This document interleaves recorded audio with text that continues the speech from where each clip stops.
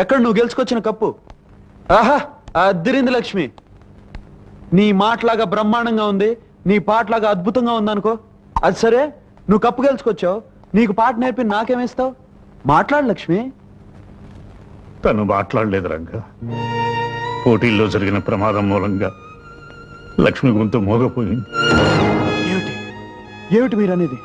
అవును రంగా, పట్నంలో డాక్టర్ పరీక్ష చేసి చెప్పాడు లక్ష్మికి మాట పోయిందని, ఇక మాట్లాడలేదని.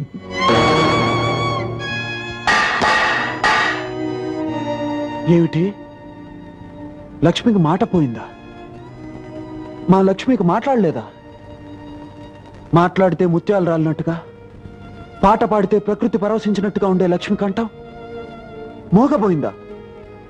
తన పలకరింపుతో లోకాన్ని పులకరింపు చేసే లక్ష్మి ఇక మాట్లాడలేదా? అబద్ధం.